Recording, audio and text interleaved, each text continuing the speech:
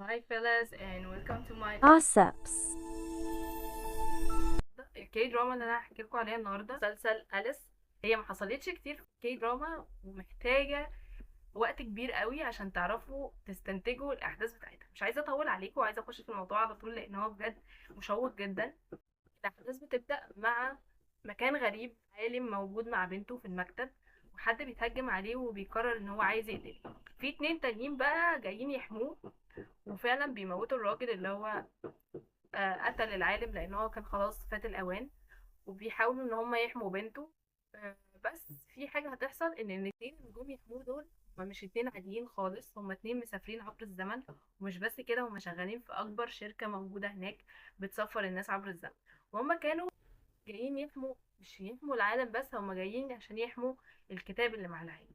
الكتاب اللي مع العالم ده بيفسر احداث كتير قوي مرتبطه بالمسلسل. هما الاتنين اللي هتدور حواليهم احداث المسلسل كده.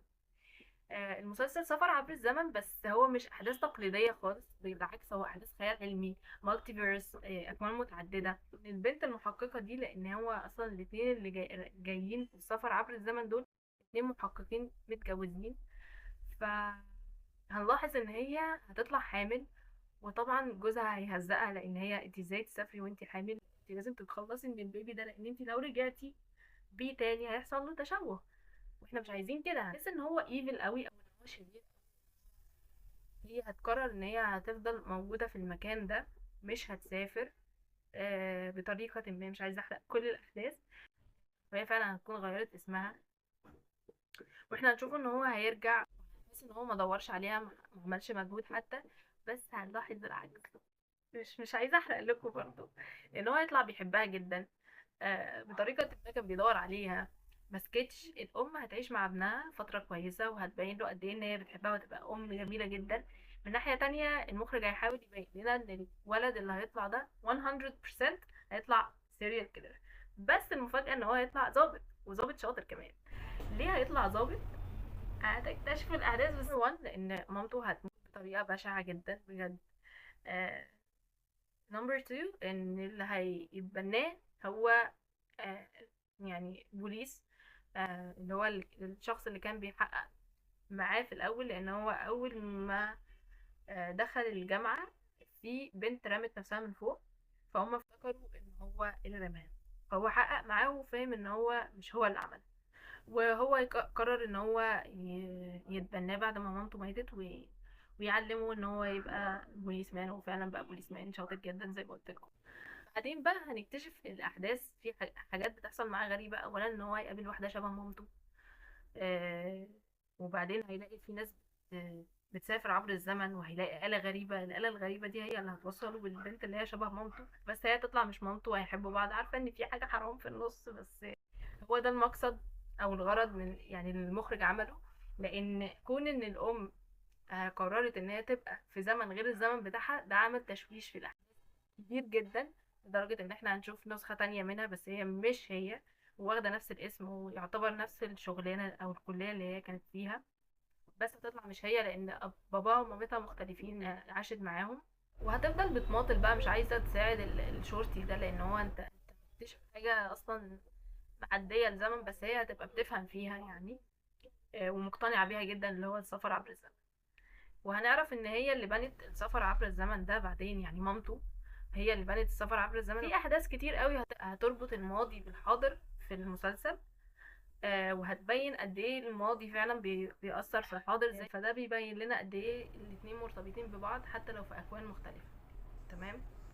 وفكرة الاكوان المختلفة دي بقى هتفضل تظهر معانا كل شوية، لان مامته هتموت كل شوية كل شوية، مامته هتقعد تموت. هو عايز يحاول ينقذها في اي كون من الاكوان دول، ومش هيعرف بسبب ان اصلا هو السبب اللي في موت مامته. طب ازاي وهو بيحبها جدا؟ هقول لكم ازاي. هو لما هي قررت ان هي تحتفظ بالولد، هو جالها وهو كبير كده قبل ما يتولد وقال لها انت المفروض الولد ده ما يتولدش، تخلصي منه دلوقتي. ده يبين لنا ان هي فعلا خدت القرار ده قبل كده، والولد ده موجود ومش حابب ان هو يبقى موجود. طب ليه مش حابب ان هو يبقى موجود؟ لان احنا هنكتشف بعدين الحتة اللي هما بيجيبوها كذا مرة لما مامته بتقعد تموت، كذا مرة لما مامته بتقعد تموت هنشوفه بكذا شخصية. شخصية السيريال كيلر شخصية مش يعني كل مرة هيبقى مش موجود وهي بتموت. مرة بشخصيته العادية اللي هو موجود فيها. فالشخصية اللي هي السيريال كيلر في كون من الأكوان دي هي الشخصية اللي ظهرت لها وقال لها ساعتها يعني الولد ده ما ينفعش يجي على وش الدنيا، وهي اضطرت ان هي تغزه كده. تمام. سألته حتى انت مين؟ قال لها انا ابنك. فاهمة؟ يعني ما ادتلوش بال ومشي. الشخصية اللي هي بقى طلعت سيريال كيلر هو بقى مسؤول شركة أليس يعني في 2050. هو ده بقى الشخصية اللي فعلا اللي طلعت شريرة. هو ليه ما كانش عايزها تولده؟ لأن هو كان شايف ان هي يا هو يموتها يا هي هتموته. فهو عمل كده ان هو موتها في كذا كون من الأكوان. الفكرة بقى لما هما الاتنين طلعوا مع بعض، اللي هو الشخصية كويسة والشخصية اللي هو عليها بقى الراجل الكبير بقى وكده، هي اختارت ان هي تموت نفسها. قالت له ما هي انا اللي عملت كده وانا المفروض اموت نفسي ومش عارف ايه. وموتت نفسها. حتى هو استغرب وقال المفروض هي ما تعملش كده، المفروض هي بتكرهني، المفروض هتموتني. فهو في الحتة دي بقى هيضطر ان هو يموت نسخته. وهو المفروض ما يعملش كده، لان هو لو عمل كده هو خلاص ما اتولدش، هو مش موجود. فاهمين؟ بس بيظهر بقى بعدين ان هو خلاص اتمسح من الموضوع كله. بس في كون من الأكوان مامته هتبقى عايشة. هو هيبقى موجود مع مامته عادي. مفيش أي حاجة حصلت عشان يضطر ينقذها، هو هيطلع شخص عادي جدا. طب ازاي هو ما اتمسحش زي ما احنا بنقول؟ لأن هو خلاص اتولد بطريقة تانية وبطريقة عادية. وهم أشخاص عاديين دلوقتي، وأشخاص مالهمش دعوة ولا أي علاقة بالأكوان المتعددة ولا بالسفر عبر الزمن. والسفر عبر الزمن ده بقى مش موجود أساسا. تمام. فهم في كون تاني بقصة تانية بحياة تانية. بس هو موجود عادي.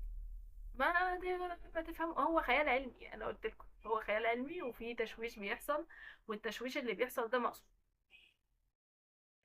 بس فهي دي اللخبطه اللي ممكن تحصل. ويا رب اكون جاوبت على الاسئله كلها، لان انا كنت عايزه حد يفهمها لي. وقعدت بتفرج عليه 3 مرات عشان افهمه. واخش على كومنتس واسال شات جي بي تي وافهم نظريه المخرج. وهو فعلا طلع ان التشويش اللي حاصل ده بسبب ان الام فضلت موجوده في الزمن اللي هي المفروض متبقاش موجوده فيه. وبعدين بقى هو هيبقى مع البنت اللي هو بيحبها دي، اللي هي المفروض شبه مامته. لان البيت اللي هما كانوا عايشين فيه مش هما اللي كانوا عايشين فيه زمان. هو هيبقى شخصية تانية. بمهنة تانية. تمام. هو يعتبر فهم الدنيا ماشية ازاي، وقرر ان هو يقضي على نفسه عشان خاطر مامته تعيش وتفضل موجودة. حتى لو مش هو اللي هيبقى معاها، هتبقى شخصية تانية هي اللي معاها، بس على الأقل حافظ عليها. عارفة ان القصة اللي هي مامته موجودة واحدة تانية شبهها فهو بيحبها. تحس ان في حاجة حرام في النص، بس هو لأ. خالص. هي دي كانت جزء من المسلسل، ان هو يوريكوا قد ايه اللخبطة اللي ممكن تحصل في السفر عبر الزمن فعلا مؤثرة على كل الأكوان، مش الكون اللي هي بس مشيت فيه. ودي كانت الجوسب بتاعت النهاردة لمسلسل أليس. أتمنى بجد ان هو يعجبكم، وان انتوا تقرروا تشوفوه. ولو شفتوه بجد قولوا لي تجربتكم معاه كانت عاملة ازاي، وهل انا جاوبت على كل الأسئلة ولا لأ. لو في اي اسئله انتوا عايزينها برضو اكتبوا لي في الكومنتس. عندكم برضو الانستجرام بتاعي والتيك توك بتاعي برضو موجودين تحت في الديسكريبشن. وعندكم اي كي دراما اندر ريتد يا ريت تقولوا لي عليها. يمكن برضو استفاد منكم شويه واطلع اتكلم عليها. ولو اتفرجتوا على أليس وعجبكم برضو نوصل بقى لريت المسلسل اديله 1000 من 10. قصه نهايه آه، تشويق اثاره يعني. اسئله كتير بتدور في دماغك طول ما انت بتتفرج. انت مش بتتفرج بس، انت بتتفرج وبتتساءل ودماغك شغاله طول الوقت مع الاحداث. ففاهمين؟ زي ما قلت لكم يا ريت تقولوا لي لو عندكم اي اسئله تانية تكتبوها لي في الكومنتس. عندكم اي كي دراما اندر ريتد عايزين نتكلم فيها اكتبوها لي برضو في الكومنتس. مش بزهق. All for today. I hope you enjoyed the video, and yes, see you in another gossip. Bye.